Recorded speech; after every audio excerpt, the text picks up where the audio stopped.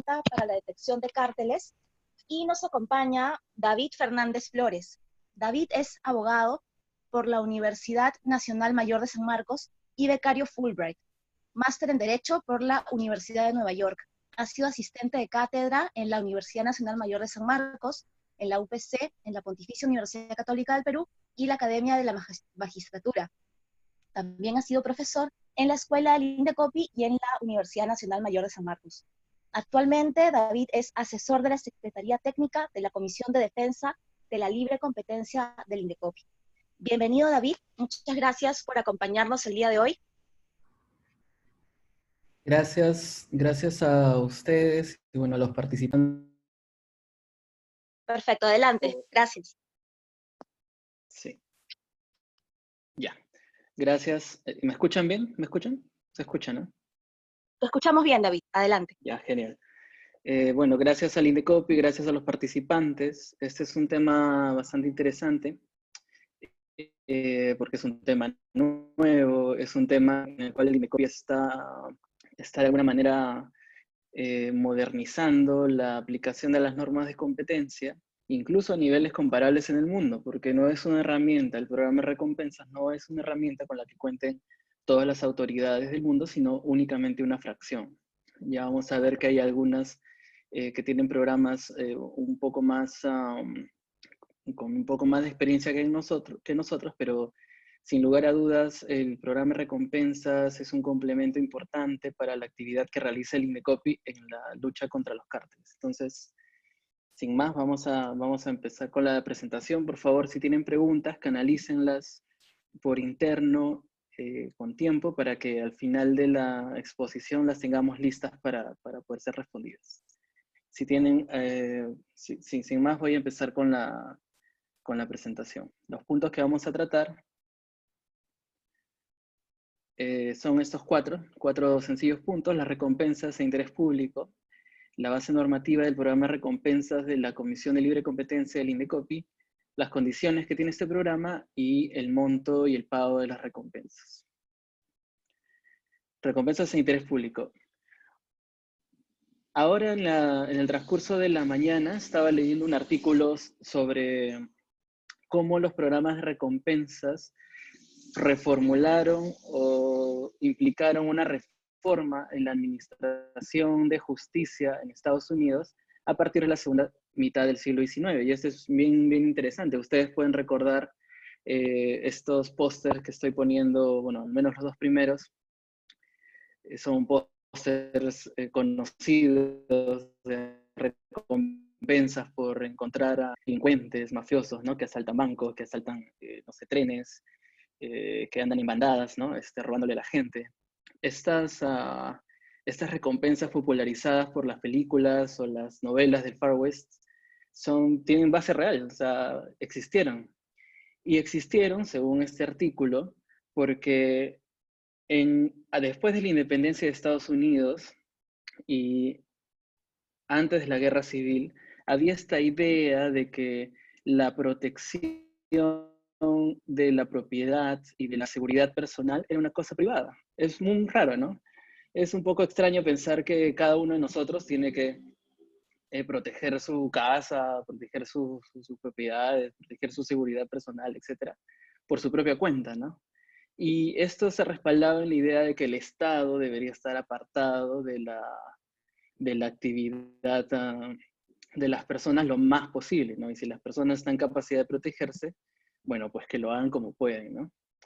¿Qué generó esta ausencia del Estado en algo tan básico para nosotros ahora, en un Estado moderno? Que es que la comisión de este tipo de delitos fue tan fácil y no todas las personas tenían los medios para hacer frente a estos delincuentes, que se empezaron a generar mecanismos alternativos, ¿no?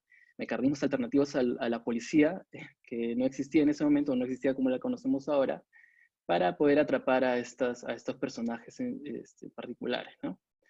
Entonces se crean estos botines, ¿no? En los cuales el propietario o el dueño de una propiedad, de un negocio, otorga una parte de lo que se pueda recuperar como producto de un crimen, ¿no? Produce un crimen, le roban la propiedad, le roban el negocio, ofrece una recompensa, una parte de todo lo que sea posible recuperar de este crimen. Y parece que este mecanismo efectivamente fue bastante eficaz al menos hasta cierto punto, en lograr capturas, en lograr que más gente cumpla sus penas por incumplir la ley. Luego hubo una fusión con el sistema de policía, se empezó a crear el sistema de policía, y aunque ustedes no lo crean, la policía en un primer momento, al menos según este artículo, vivía de las recompensas que tenía, las recompensas que lograba por atrapar a los malhechores, ¿no? Entonces tenías un departamento de policía que básicamente estaba ocupado al 100% en buscar aquellos crímenes, investigar aquellos crímenes que más recompensas les podrían generar, ¿no? Lo cual crea un conjunto de una serie de incentivos un poco, ustedes comprenderán, negativos, ¿no? Porque claro, en vez de ocuparse de crímenes que, bueno, pueden afectar a una gran cantidad de gente, pero que no están sujetos a recompensas, se dedican a investigar pues, los crímenes en los cuales hay gente con mayor poder económico que puede pagar una recompensa mayor. Pero bueno, luego el sistema de recompensas se institucionaliza, o sea, viene a ser una cuestión del sistema federal. O sea, el gobierno es el que ahora paga las recompensas por los crímenes considerados los más graves, según los sheriffs o los marshals de cada condado, de cada estado de Estados Unidos, ¿no? Entonces, ¿para qué les digo esto? Es solamente para contextualizar un poco de qué tratan los programas de recompensas, por qué son importantes, por qué se siguen usando hasta ahora, y pueden ver la recompensa que se ofrecía por el Chapo Guzmán. Y de hecho, estas recompensas parten de dos premisas o de dos características, ¿no? Primero, se trata de poder atrapar delitos que son sumamente graves o son considerados especialmente graves para para la población, para la sociedad. Eso en primer lugar. Y en segundo lugar, se trata de crímenes que son muy difíciles de detectar o de criminales que son muy difíciles de atrapar. Y eso es precisamente lo que pasa con los cárteles. Como ustedes saben, los cárteles son acuerdos, operaciones clandestinas, en las cuales dos empresas independientes que en apariencia compiten o deberían competir, dejan de hacerlo y tienen acuerdos por lo bajo la mesa para fijar sus precios comunes, para repartirse mercados, clientes, zonas geográficas, para restringir la producción y de esta manera generar escasez. Ahora que se habla bastante de escasez en este tiempo, en el que hay productos que escasean, lamentablemente, incluyendo productos farmacéuticos, etc. O también hay cárteles para repartirse procesos de selección públicos. Entonces, se trata de conductas graves, ¿no? Conductas graves que están en capacidad de lesionar gravemente a la sociedad, y también se trata de conductas clandestinas que son muy difíciles de detectar. Entonces, ven la conexión, ven por qué el Estado puede entender que en este caso de conductas está dispuesta a asumir un costo adicional, un costo mayor, el costo de asumir las recompensas. Y esto no es una situación o una consecuencia del sistema legal peruano. Es común a los sistemas de defensa de la competencia en el mundo.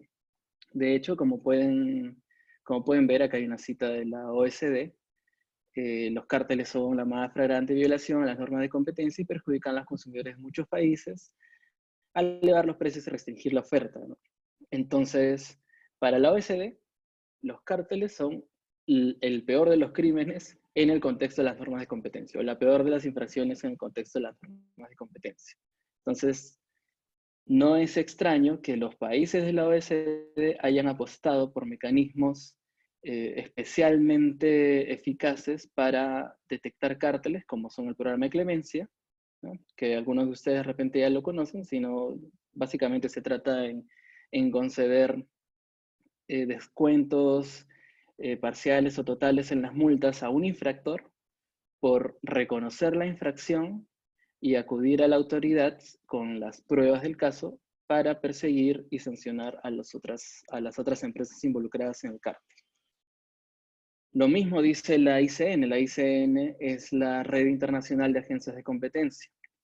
Entonces, si hay una infracción que se considera especialmente grave, esas son los cárteles. Esas son los cárteles. Por eso es que se crean estos otros mecanismos. Y el Indecopi no ha sido ajeno a esta activa lucha en contra de los cárteles, ¿no? Si ustedes revisan las noticias de los últimos años, se van a dar cuenta que hay infracciones que básicamente el trabajo del Indecopi se ha centrado en la detección y protección la detección, la investigación de cárteles, ¿no? La sanción de cárteles. Ha estado bastante enfocada en cárteles en distintos sectores, incluyendo el de, como ustedes saben, el de papel higiénico, el de las farmacias, el de oxígeno. Recientemente, hace unas semanas, la Corte Suprema confirmó una sanción por un cártel de oxígeno medicinal, que por cierto también escasea en estos momentos, cuyo precio es elevado. Y también el Indecopi ha estado activo en otros mercados como el de combustible, ¿no? GLP, GNB, transporte de carga por vía terrestre, transporte de vehículos por vía marítima. Entonces, si ha habido un mérito importante del Indecopi es el desempeño de cárteles, lo cual no significa que otros tipos de infracciones no deban ser igualmente perseguidas. Sin embargo, considerando la gravedad y la dificultad que hay en la detección de cárteles, es meritorio que se observe este incremento significativo en las actividades del Indecopi en la detección y sanción de cárteles. Tanto es así que se han generado un conjunto de herramientas e instrumentos que los invito a consultar en materia de cárteles, incluyendo los programas de cumplimiento.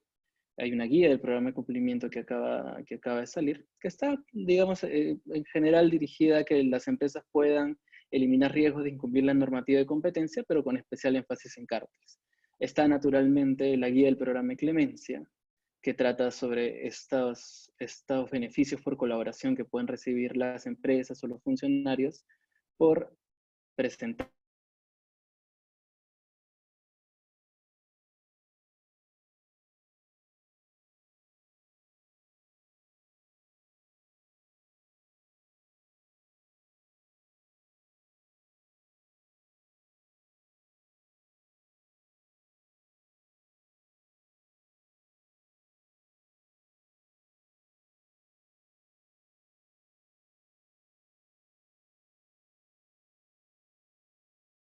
la guía de citas, que de hecho salió acuerdos entre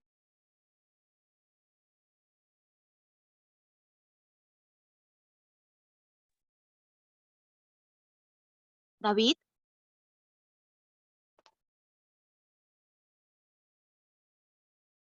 David, ¿estás por ahí? ¿Estás conectado? Parece que tenemos un problema con tu conexión o de repente tu micrófono. Vamos a esperar unos segundos, por favor.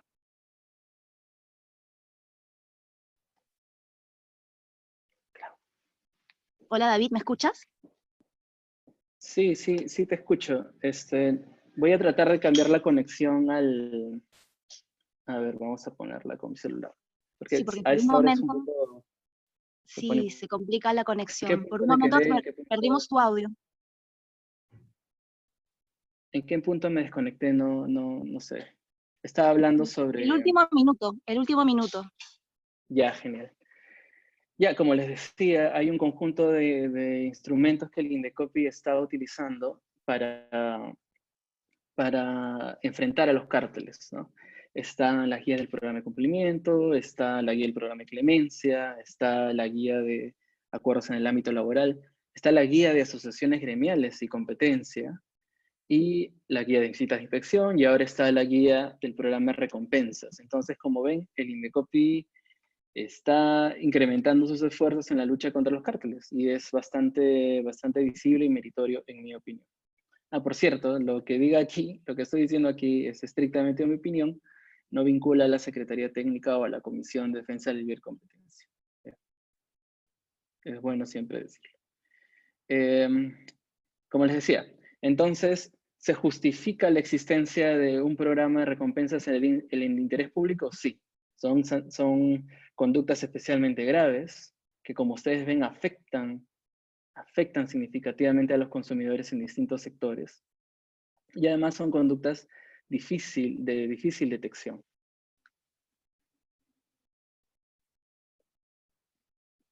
La base normativa del programa de recompensas, hasta el año 2018 no había posibilidad de implementar un programa de recompensas en materia de libre competencia. A raíz de una modificación derivada de un decreto legislativo, se introdujo el artículo 26B, que en el texto único ordenado es el artículo 28. El artículo 28 de la Ley de Represión de Conductas Anticompetitivas es la base legal del programa de recompensas, ¿no? Como ustedes pueden ver, el artículo 28 señala que la Secretaría Técnica puede otorgar recompensas económicas a personas naturales que brinden información determinante para detectar, investigar y sancionar infracciones sujetas a la prohibición absoluta. ¿Cuáles son las infracciones sujetas a la prohibición absoluta? Los cárteles. Los cárteles, conforme a la ley, son aquellas conductas que no tienen justificación, son siempre sancionables. Recuerden, estamos hablando de acuerdos para fijar precios, para repartirse clientes, mercados o zonas geográficas, acuerdos para restringir la producción y generar escasez, o acuerdos para ponerse de acuerdo, valga la redundancia, en el marco de procesos de selección públicos. Se trata siempre de esa naturaleza coordinada. Una conducta independiente no es un cártel. Tiene que haber por lo menos más de un participante para que se configure esta infracción.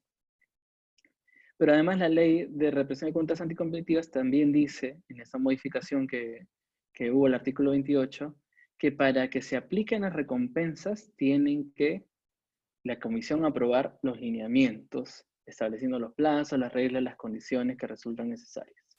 Y eso hizo efectivamente la Comisión en el año 2019, luego de un proceso de consulta pública, en el cual se recibieron numerosos comentarios de la sociedad en general y de abogados especialistas en la materia. Se aprobó la versión definitiva de los lineamientos del programa de recompensas, lo cual significa que a partir de este año, de 2020, ya se pueden recibir recompensas en el marco del programa. Pero, ojo, el poder recibir recompensas es una facultad discrecional de la Secretaría Técnica para cuyo ejercicio se tienen que cumplir un conjunto de condiciones, como dice ahí, no plazos, reglas, condiciones, establecidos en el lineamiento del programa de recompensas, que a continuación vamos a ver. Solamente comentarles que los programas de recompensas también existen en otras partes del mundo. Como pueden ver, en Inglaterra funcionan desde el 2008 y las recompensas pueden ser de hasta 100.000 libras, ¿no? Tenemos India, tenemos Corea del Sur, y tenemos en Estados Unidos que la posibilidad de otorgar recompensas bajo esta ley, la False Claims Act, se puede extender a las licitaciones colusorias, ¿no? Que, como hemos hablado hace un momento, son una de las 4 conductas que pueden configurar un cártel. Entonces, no es una situación privativa del Perú, se presenta en el mundo en todos los continentes del mundo, como pueden ver. En el Perú incluso hay otros programas de recompensas. Como pueden ver, la policía, el Ministerio del Interior, administra un programa de recompensas que como dice en su propia publicidad, ya son 1.300 los capturados requeridos por la justicia como consecuencia de su programa, ¿no? Y la Contraloría General, bueno, no es propiamente un programa de recompensas, es un programa de protección al denunciante, ¿no? Que, bueno, tiene sus similitudes, porque hay una protección también para el solicitante de recompensas. Sin embargo, digamos, el Indecopi se parece un poco más al del Ministerio del Interior en la medida que ofrece, ofrece recompensas económicas por, por la delación, por la información que se puede entregar a la Secretaría Técnica de una infracción grave. ¿Cuáles son estas condiciones para acceder al programa de recompensas? Bueno, primero tenemos quiénes pueden postular, ¿no? Y la verdad es que quien puede postular en general son, como dice la ley, personas naturales, o sea, individuos. No puede venir una empresa a postular al programa de recompensas. Es solamente para personas naturales. Que tiene de alguna forma han tomado conocimiento de la infracción, ¿no? Que de alguna manera han tomado noticia o tienen acceso a información vinculada con la infracción, con el cártel, ¿no? De repente la secretaria o el secretario de un gerente o gerenta que, digamos, le administra las reuniones, que tiene acceso que sabe que se está celebrando determinado acuerdo, que podría configurar una infracción, pero que muchas veces por miedo, por el mismo caso de trabajadores y extrabajadores, como que pueden ver ahí, que muchas veces por miedo, por temor a las represalias, no denuncian estas infracciones, ¿no? Pero que tienen información, pero que tienen temor, fundado, por cierto, un temor fundado de que les vaya a ir peor si es que denuncian la infracción, ¿no? Que hemos visto que ha pasado en diversas esferas. También los familiares, de hecho, nada impide que un familiar pueda presentar información de lo que considera es una infracción, ¿no? Los ex también dice ahí, las ex o los ex. No sé, personal de distribuidores, porque muchas empresas para operar, digamos, para materializar un cártel, digamos, imaginemos un cártel de reparto geográfico, ¿no? Por zonas. Tienen que exteriorizar estos acuerdos o canalizarlos a través de personas ajenas a las empresas. En este caso, digamos, de distribuidores, que pueden ser terceros distribuidores que distribuyen los productos de las empresas involucradas en el cártel y que de alguna manera pueden tomar conocimiento por la naturaleza del mercado en el que operan o por cómo es que cuál es el rol que le dan a este distribuidor, ¿no? De repente le dicen, ya mira, a esta empresa le tienes que distribuir solamente el producto A esta otra empresa solamente el producto B, a esta otra empresa solo el producto C, porque ese es el acuerdo. Entonces, es posible, como no hay cártel perfecto, algún defecto tiene que tener el cártel, es posible que haya un filtrado de información por ese lado, ¿no? Y bueno, los participantes periféricos, y esta es una particularidad bastante interesante, porque incluso una persona natural, un individuo, que ha participado en la infracción, podría eventualmente presentarse al programa de recompensas únicamente si su rol fue periférico en la infracción. Es decir, y aquí déjenme adelantar esta diapositiva, la ley reconoce conductas que configuran infracción de tres tipos, ¿no? Habla de planeamiento, habla de realización y habla de ejecución, ¿no? Personalmente considero que no hay una línea marcada entre las tres formas de participar en la infracción. Sin embargo, la jurisprudencia del Indecopi ha ofrecido ciertas luces, ¿no? Ha intentado hacer cierta diferencia entre estas formas de participar en la infracción. Esto no implica que un individuo no pueda participar en más de una de estas modalidades, ¿no? Como la ley habla de planeamiento, realización, ejecución, tenemos aquellos que planifican la conducta, digamos que representan a la empresa, se acercan hacia los competidores y conceptualizan la idea de incurrir en un cártel, de formar un cártel, ¿no? Están los planificadores, ¿no? Más o menos las líneas generales, las directrices, los términos principales, los lineamientos que va a seguir el cártel, ¿no? Este es un cártel de reparto de mercado, este es un cártel de fijación de precios, este es un cártel para las próximas licitaciones públicas. Por realización se entiende esta forma de materializar el cártel, es decir, afinar todos sus detalles para que cumpla su objetivo, ¿no? Y tenemos la ejecución, que básicamente, como su nombre lo dice, es implementar los acuerdos adoptados y monitorear su cumplimiento, ¿no? Hay individuos, perdón, que participan en la ejecución, pero son simples, no son, digamos, la mente detrás del cártel, sino son simples ejecutores, ¿no? Son meros ejecutores de órdenes que vienen desde atrás, desde más arriba, de los verdaderos planeadores y realizadores del cártel, ¿no? Entonces, este agente que no tuvo ningún tipo de control sobre el planeamiento o realización de la infracción, sino simplemente está ejecutando por órdenes la infracción o monitoreando cómo se lleva a cabo, sin tener también control sobre el cese de la conducta o la modificación del cártel, también puede aplicar el programa de recompensas. ¿Por qué? Porque de lo que se trata el programa de recompensas es de generar incentivos complementarios al programa de clemencia para que las empresas acudan y presenten, para que los individuos acudan a la autoridad y presenten la información relevante, ¿no? Aquellos que participan en el planeamiento, realización o no han tenido un rol periférico, ellos tienen la vía del programa de clemencia disponible. Para ellos no hay recompensa, ¿no? Sería tal vez un poco atípico, un poco extraño que además de perdonarles la multa, también se les otorgue una recompensa adicional. Y al menos no está considerado en la ley como una posibilidad para los participantes directos o nucleares del cártel, ¿no? Y como les mencionaba, además de esos participantes periféricos, también hay otros trabajadores, ¿no? Y aquí hay un ejemplo muy interesante.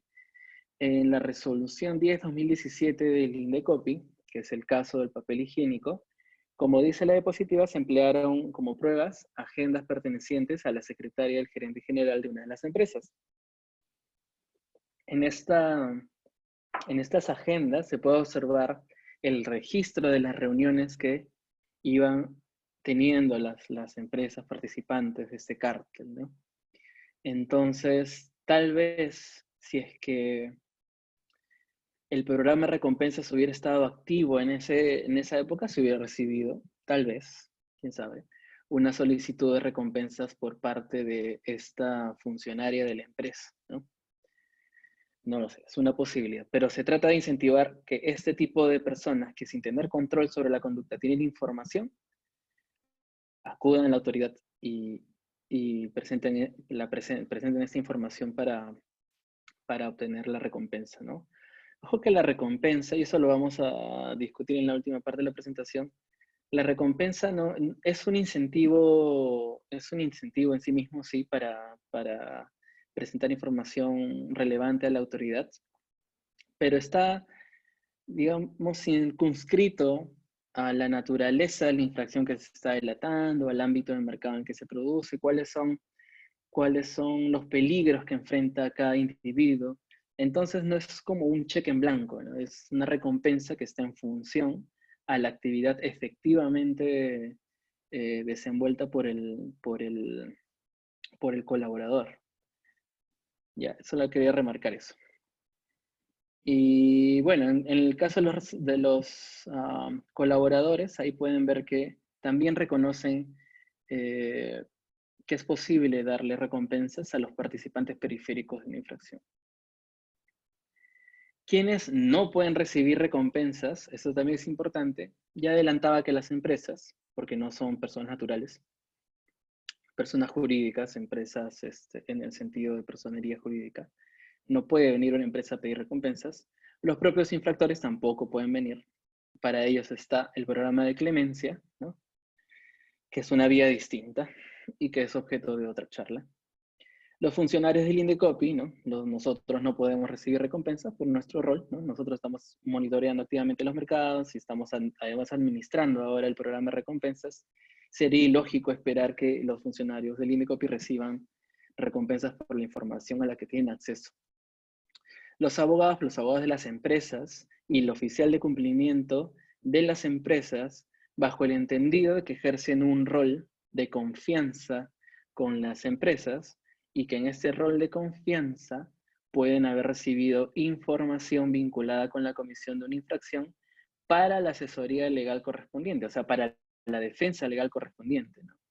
Entonces, el acceso a esta información que es privilegiada no puede ser luego utilizada por los abogados o el oficial de cumplimiento para solicitar una recompensa al Indecopi, ¿no? Están excluidos entonces del programa. Es muy importante señalar que, precisamente hablando del tema de las represalias, el Indecopi protege a los informantes. Ya se ha visto que en el programa de clemencia también el Indecopi protege a los solicitantes de clemencia, la identidad de los solicitantes de clemencia, de tal manera que el público, ni otros participantes del mercado, ni otras empresas se enteran de quién fue el delator. De la misma manera, en el caso del informante también se protege su identidad, ¿no? Solamente hay un file donde está la información, digamos, de la identidad del colaborador, y ese file se cuida bajo 7 llaves, y luego la interacción que se hace en el programa de recompensas con ese colaborador y a nivel interno, únicamente se realiza con el seudónimo o codinome, el famoso codinome del informante. ¿Qué tipo de información se espera que se entregue? Información útil. Y ahora me voy a detener a señalar qué información es útil. Información útil para obtener una recompensa. Luego, lo más probable es que la Secretaría Técnica, con esa información útil, como sobre esas pistas, esa información clave para sustentar una visita de inspección. ¿Qué es una visita de inspección? Es una visita sorpresa que se hace en las oficinas de las empresas y se solicita, dicho coloquialmente, se levanta un montón de información de carácter comercial, financiero, y comunicaciones que que pueden probar la existencia de este cártel, ¿no? Entonces, el solicitante presenta información útil, luego la Secretaría Técnica hace su investigación, esta investigación es exitosa, el solicitante recibe una recompensa. Básicamente lo mismo que pasaba en el Far West, en el viejo oeste, pasaría aquí con nuestro sistema de recompensas. ¿Por qué me quiero detener en la información relevante? Porque es posible, y bueno, es natural también, que muchos solicitantes de recompensas no puedan presentar información útil, información relevante para las actividades de la autoridad, ¿no? Por ejemplo, si hay datos de público conocimiento, como hay 3 productores en el mercado de helados, 3 productores en cualquier otro mercado, eso es algo de público conocimiento, esto es abierto. Esto no es información clave, determinante, eso no es información útil en sí misma, ni se necesita la participación de ese colaborador para conocerla. Son datos de público conocimiento. Las conjeturas o sospechas sin ningún tipo de evidencia o sustento, ¿no? Ese famoso, yo creo que hay una concertación en ese mercado, ¿no? Hay un incremento en el precio posiblemente por una concertación. Esa información por sí misma no es útil y no puede generar, por lo tanto, recompensa, ¿no? Infracciones a otra normativa. Ahí dice, a otra normativa distinta. Bueno, quiere decir a normativa distinta a la de libre competencia. Estamos hablando de, hay infracciones administrativas en todos los sectores, ¿no? Cada organismo, municipalidad tiene sus propias normativas, administra su propia normativa, de una normativa, no sé, regulación de telecomunicaciones, en energía, no sé, licencias, arbitrios, etcétera, impuestos. Hay infracciones de distinta naturaleza. La única que genera recompensas bajo el marco de este programa es infracciones a la normativa de libre competencia. Pero no solo eso, sino que tiene que ser, como habíamos observado en el artículo 28, información sobre potenciales conductas anticompetitivas sujetas a la prohibición absoluta. es decir, cárteles, ¿no? No puede tratarse de otras conductas. ¿Qué otras conductas hay en la ley? El abuso de posición de dominio y las prácticas colusorias verticales, en sentido amplio, ¿no?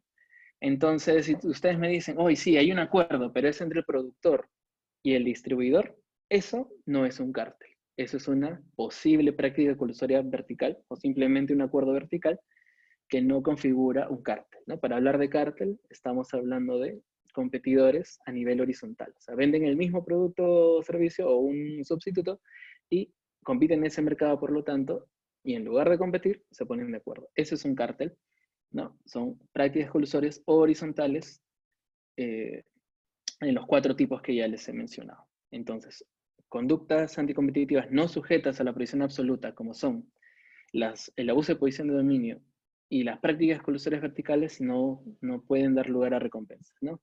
En nuestro ejemplo, el fabricante de gaseosas tiene contrato de exclusividad.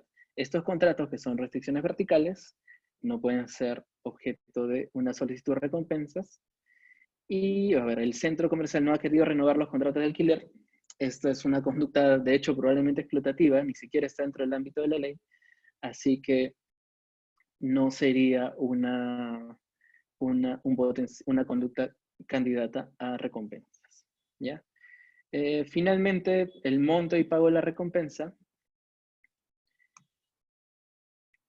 Hay un máximo que establece, que está en los lineamientos, que son 400.000 soles. ¿Ya? Estos 400.000 soles es el máximo que la Secretaría Técnica podría pagar como consecuencia de una colaboración activa en el marco de una investigación. Pero hay un monto base, ¿no? El monto base se espera que sea lo regular. Digamos, una colaboración suficientemente diligente debe dar lugar a una recompensa que esté dentro del monto base, ¿no?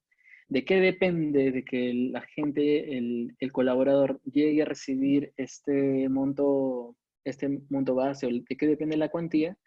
Como les mencionaba antes, de la gravedad de la infracción. Digamos, si es una infracción muy focalizada, muy local, muy pequeña, donde la duración fue muy corta, o los agentes muy pequeños en el mercado, o el cártel no pudo incrementar los precios, o los precios incrementados no fueron significativos, entonces estamos hablando de una infracción que probablemente no sea de las más graves. Considerando eso y considerando otros aspectos, por ejemplo, el valor de la información, de repente sí era información importante, pero no aportó otra información que hubiera que hubiera facilitado mucho más la actividad de investigación. Y también los costos del solicitante, ¿no? Porque, vamos, estamos hablando de una persona expuesta a represalias, ¿no? Si alguien va a perder su trabajo por delatar una infracción, hay que compensar ese costo, ¿no? No hay, la Secretaría Técnica, en mi opinión, tiene muy claro que el objetivo es compensar cualquier tipo de costo que exista para el individuo e incentivarlo a colaborar, ¿no? Porque claro, para muchos, oye, pero denunciar una infracción es una situación moral, es algo que tiene que suceder sí o sí. Bueno, en principio sí, ese carácter moral, claro está, denunciar o hacer partícipe la autoridad las infracciones de las cuales uno es testigo, pero no siempre uno está en posibilidad de hacerlo, ¿no? Y tiene que tomar en cuenta las represalias que pueden existir en ese contexto, en ese mercado, etc., ¿no? Considerando esos factores es que la recompensa cobra sentido. ¿Ya? Entonces hay un monto base que puede llegar hasta 200.000. Si como producto de la colaboración el solicitante incurre en costos extraordinarios, digamos, es un cártel muy amplio y que trasciende las fronteras del país, digamos.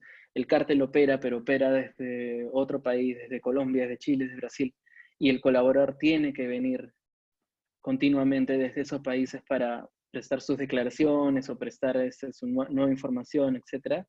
Esos costos extraordinarios tienen que ser asumidos también por la autoridad, ¿no? Un poco para neutralizar el riesgo mayor o los costos mayores a los cuales se expone este colaborador, ¿no? Y si la colaboración es especialmente activa, o sea, tiene que ser un tipo de colaboración sumamente valiosa, sumamente diligente, los riesgos a los cuales se expone el colaborador son mayores, entonces se justifica este monto variable y extraordinario que puede llegar hasta los 400.000 soles. Este monto, de hecho, de 400.000 soles, haciendo un cálculo del cambio a dólares, se encuentra más o menos en la mitad del espectro, ¿no? Pero claro, estamos muy, muy lejos de lo que podría ofrecer, de lo que podrían ofrecer países como Corea del Sur o Taiwán.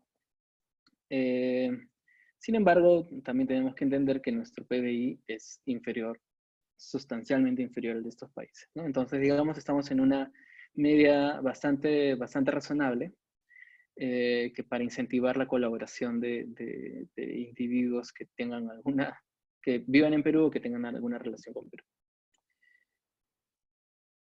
Y esto del desembolso por los costos al colaborador también se encuentra en línea con las prácticas recomendadas a nivel internacional, ¿no? Y bueno, finalmente, para un poco ponerlos haciendo resumen de la exposición y trasladándoles el procedimiento que está en el lineamiento del programa de recompensas, al cual pueden acceder por los canales del Indecopy. Los pasos para recibir recompensas pueden plantearse consultas anónimas sobre si una conducta podría ser materia de recompensa, ¿no? Pueden plantearse estas consultas. Una vez que se está más o menos seguro de que la conducta sí puede configurar o generar una recompensa, se presenta la solicitud. La Secretaría Técnica, que es el órgano de investigación de la comisión, hace su actividad de investigación y corroboración. Como hemos señalado, hace visitas de inspección. Con los primeros hallazgos de estas visitas de inspección ya estará en capacidad de suscribir el compromiso de recompensas y dar el primer pago, ¿no? De ser necesario. Entonces, un primer pago que puede equivaler al 20% o 10% del máximo previsto en los lineamientos.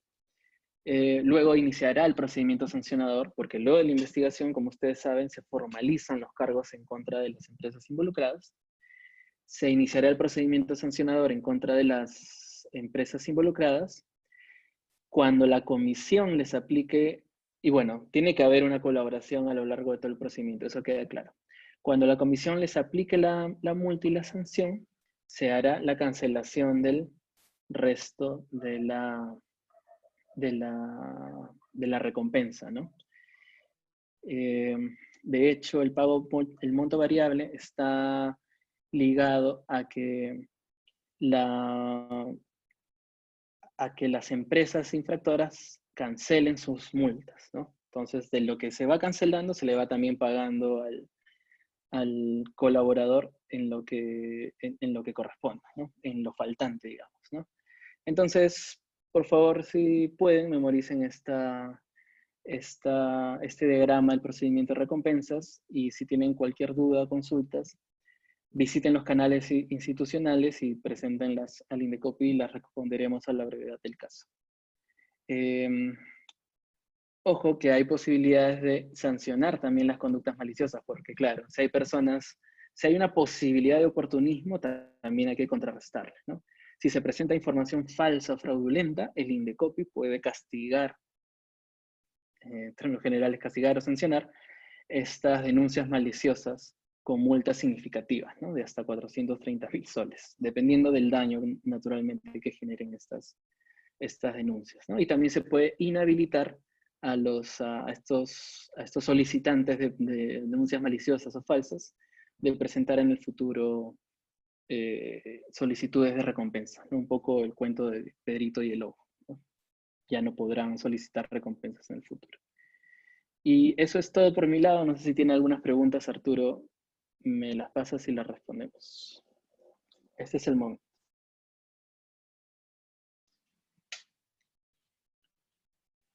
Bueno, Arturo me está pasando algunas preguntas. Vamos a ver. ¿Un facilitador puede ser considerado como un periférico para obtener una recompensa? Personalmente, Bueno, no hay jurisprudencia para contestar esta pregunta, digamos, con total seguridad, pero en mi opinión, un facilitador no puede aplicar recompensas porque él sí es un responsable por la conducta anticompetitiva y no tiene un rol periférico. O sea, no hay un facilitador periférico. Un facilitador es aquel que, según la ley, participa en el planeamiento de la conducta, ¿no? Entonces, no puede ser. No puede solicitar recompensas por la conducta que ha facilitado. Pero tal vez, uy, me adelanté acá. Tal vez si digamos el facilitador es una empresa y hay un empleado que no ejerce este rol de facilitador de manera directa, sino un simple ejecutor como hemos visto, tal vez él podría presentar información relevante y obtendrá una recompensa. A ver, otra pregunta. Si la persona que tiene información es un trabajador que ha firmado un contrato de confidencialidad, ¿puede tener alguna consecuencia o responsabilidad si delata a la empresa a la que trabaja? Un contrato, y esto creo que igual es mi opinión personal, ¿no? Pero es bueno trasladarlo, ¿no? Un contrato no puede obligar a ninguna persona a incumplir la ley. Ya si hay una infracción de por medio, si hay un acto antijurídico de por medio, ese contrato no puede ser exigible, o al menos esa parte del contrato que genera la antijuridicidad no puede ser exigible. Así que yo entendería que este trabajador puede acudir con la información siempre y cuando naturalmente esté vinculada a la infracción, ¿no? Y no sea información de otra naturaleza. Si una persona tiene información de primera mano respecto de un cártel, ¿puede acceder a garantías para su vida?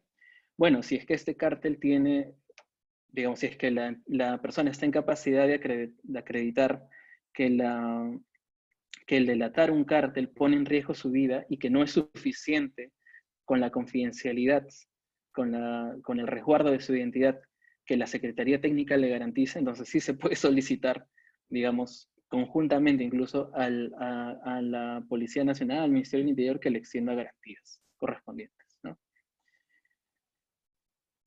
¿En qué se diferencia el programa de recompensas del de clemencia? Creo que esa pregunta está contestada. El de clemencia está dirigido a los infractores. ¿Ya? Los que infringen la ley podrían postular el programa de clemencia. El primero en presentar la información puede beneficiarse del descuento de hasta el 100% de la multa que le corresponde. Y los demás se pueden beneficiar de descuentos en las multas hasta de 50, hasta 30 o hasta 20, ¿no? Dependiendo del orden en el que lleguen. Pero el presupuesto es que han participado en la infracción, acuden a la autoridad, reconocen la infracción y entregan todas las pruebas del cártel para poder sancionarlo efectivamente. El programa de recompensas no está dirigido a los que participaron en el planeamiento y realización de la conducta, sino a aquellos otros agentes que están alrededor del cártel y que de alguna manera logran tener información sobre esta infracción sin participar, sin tener una participación como hemos denominado aquí nuclear en el cártel. Otra pregunta. Cuando se descubre un cártel entre empresas, ¿los ejecutivos de tales empresas alcanzan alguna sanción legal? Sí, esa es una muy buena pregunta, que de hecho he omitido aquí, pero sí. Incurrir en un cártel genera multas significativas. ¿Por qué? Porque el tope de la multa aplicable está atado con las ventas de las empresas. Entonces, si la infracción es muy grave, la ley señala que se le puede imponer una multa de hasta el 12% de sus ingresos del año anterior, de sus ingresos brutos, y además de los ingresos no solo de la empresa, sino del grupo económico. Con lo cual se hace mucho más onerosa la participación en una conducta anticompetitiva. Pero no solo las empresas están expuestas a este riesgo, sino también los ejecutivos de estas empresas, que pueden recibir multas hasta 100 UITs. 100 UITs, como ustedes saben, me parece que la UIT es 4.300, 100 UITs serían 430.000 soles. Si mal si no estoy sacando mal mi cuenta. 4.300, 100 UITs. Sí, ¿no? 43.430.000 soles. Sí, o sea, los ejecutivos de las empresas también pueden estar expuestos a estas sanciones que son significativas. ¿Qué tipo, ¿Qué tipo o formas de protección se ofrecen o se da a las personas naturales que enuncian dichas conductas? Bueno, como hemos mencionado, hay una protección de su identidad.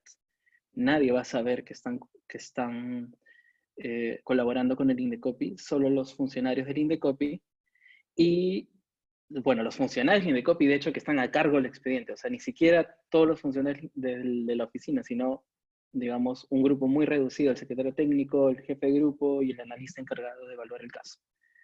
Y todas las interacciones se hacen como hemos dicho, con un código, con un sobrenombre. Y además, como ya habíamos conversado hasta hace un momento, es posible que las personas que tengan algún tipo de riesgo contra su vida, porque estamos en un país donde muchas cosas pueden pasar, algunos mercados se desenvuelven de una manera un poco agresiva, también podrían solicitar garantías personales con el respaldo de la autoridad. ¿Qué más? Pregunta, ¿de dónde sale la recompensa? ¿De la multa pagada por el infractor o de las arcas del Indecopi? En el primer supuesto, ¿qué pasa si el infractor no paga? Esa también es una pregunta importante que ya habíamos conversado hace un momento. El monto base de la multa es, digamos, parte del presupuesto institucional. Entonces, ese monto base está asegurado. No hay forma de que si el infractor no paga, no se le paga al colaborador, ¿no? Siempre se le va a pagar por lo menos el monto base, que como ustedes han visto puede llegar hasta 200.000 soles. Es el monto variable el que está atado al pago de las multas del infractor, ¿no? Entonces, hay un mínimo, hay una garantía mínima, digamos, 50%. Para los casos, nosotros entendemos que la mayoría de casos van a tener como tope el monto base, entonces van a estar garantizados, ¿no? Los pagos van a estar garantizados. El monto variable es para situaciones extraordinarias. Si solo en esos casos va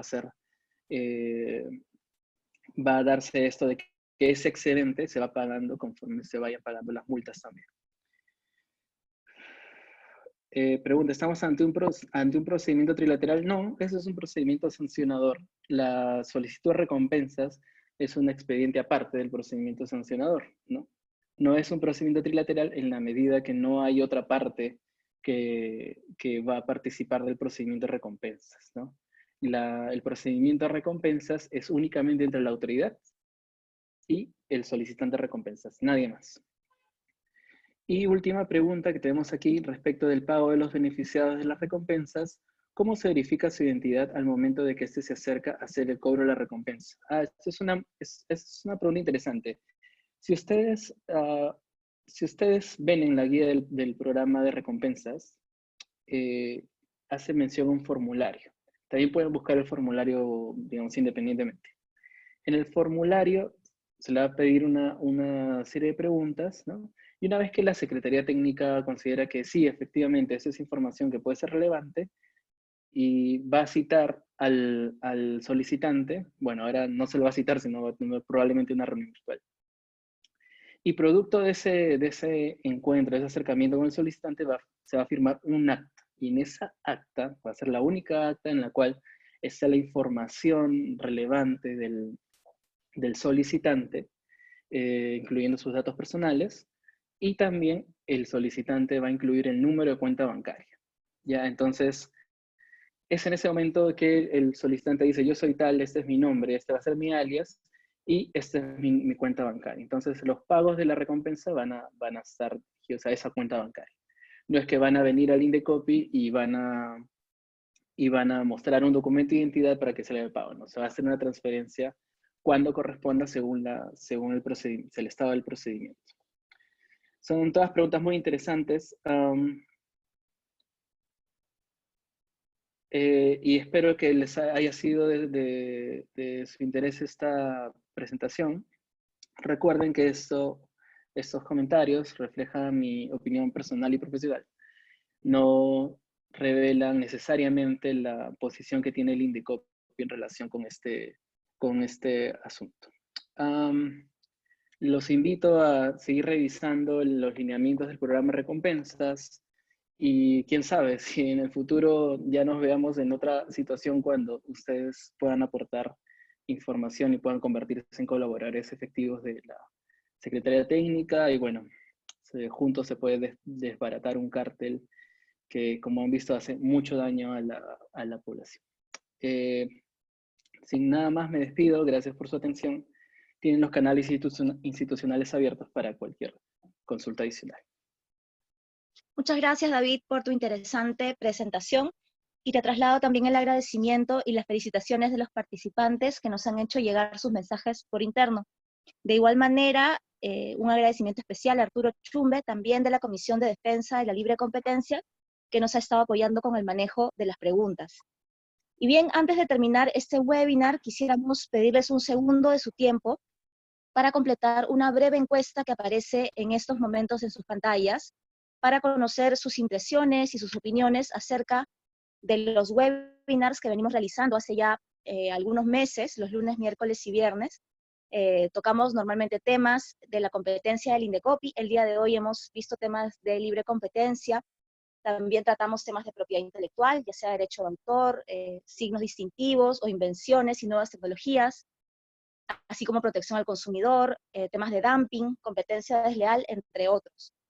Y estas preguntas están orientadas a saber en qué horarios les gustaría que llevemos a cabo los webinars. Normalmente lo hacemos ahora a las 6 de la tarde, pero tenemos ahí algunas otras opciones. Y también quisiéramos conocer qué temas les gustaría que tratemos en los webinars que vamos a programar más adelante.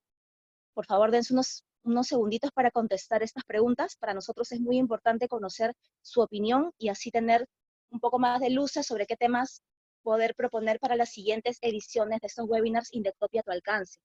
Y bien, un agradecimiento también a la Gerencia de Promoción y Difusión del Indecopi, que es la gerencia encargada de organizar estos webinars, y pedirles que cuando quieran visiten el canal de YouTube de Indecopi Oficial, ahí pueden ver la grabación de este webinar y también los webinars anteriores que ya hemos llevado a cabo, y que estén atentos a nuestras redes sociales. Ahí aparecen normalmente las invitaciones para que se puedan inscribir a los webinars que vienen. De hecho, los invito, si es que les interesa el tema de propiedad intelectual, a inscribirse a este webinar que va a ser este miércoles 22 a las 6 de la tarde, qué, por qué y cuándo patentar. Las 3 preguntas clave que todo inventor debe responder. Sin más, me despido. Muchísimas gracias, David. Gracias, Arturo. Y muchas gracias a los participantes que nos han acompañado. Hasta la próxima.